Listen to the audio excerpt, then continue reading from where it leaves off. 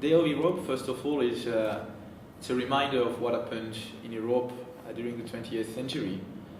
If we think that Robert Schuman made his declaration one day after the anniversary of the end of the World War II, that was a great signal to the Europeans. And only 5 years after the end of the war, so after the darkest days Europe has known or gone through so far. So for me, it's first to remember what happened in Europe, the world wars, but also the wars during the 19th century. But it's also a momentum where we think about the future, the world we want to see, to forget a little bit about the past battles, and to think how to build a better future, a more integrated Europe, and how to make peace among European peoples. And I think our youth generation should more regularly think about the peace in Europe. The European Union is facing three main challenges for the last few years. The first one is a social crisis, because since 2008, the situation on the social front or economic side has not been improved. The unemployment rate is really high, and especially for youngsters, it's twice more. We have some peaks in southern part of Europe, more than 60% of unemployment for young generation. This is unacceptable. So the social crisis is the first challenge, the most urgent challenge. The second challenge is a democratic challenge. The European Union is not democratic. There is a gap, there is a problem in democracy in Europe. If you think that plenty of millions of European inhabitants are not represented either in the European Parliament or in the European Council or in the Council of Ministers or in the European Commission, that's not fair, that's not democratic. So we have to answer to this undemocratic construction.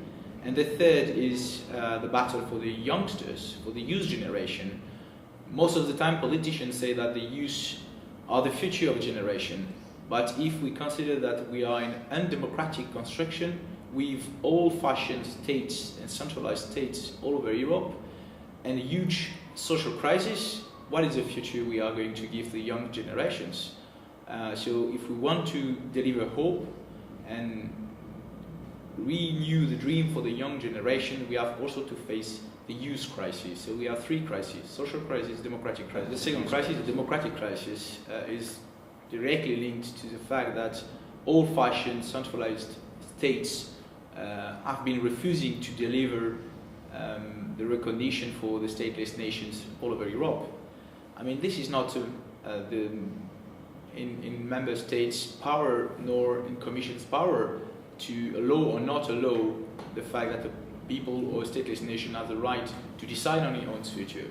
That's a fundamental human right. That's part of the Charter of the United Nations. Each people has the right to be self-determined, and that means it's up to the people to decide in which constitutional or institutional structure it wants to live in.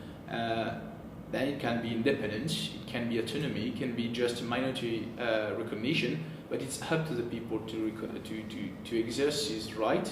Then member states and the European Commission must recognize this democratic demand and implement the vote from, or the democratic demand from the peoples. As I said, when Europe was created, it was in order to ensure peace in Europe, and that was a success. But we failed to make the European Union socially fair. And I think in 20 years' time, if we are not able to answer and to face the challenges we are facing, we are going to move backwards on the European integration. But I'm optimistic, and I think in 20 years' time the European Union will be more integrated, because there are plenty of problems, such as the financial crisis, the environmental crisis, which are global and needs to have an answer from the global level, or at least from the European Union level. And at the same time, I'm convinced that the movement from stateless nation is unstoppable on the ground. That means in 20 years' time we will have new member states within the European Union, such as Scotland or Catalonia, for example, in a very short future. But there will be reunified people, more autonomy in member states. I think that the great strength of European Free Alliance is we are the only one political party fighting for both a more integrated and more democratic Europe, and at the same time more devolved Europe, which can be more autonomy or more independence within the EU.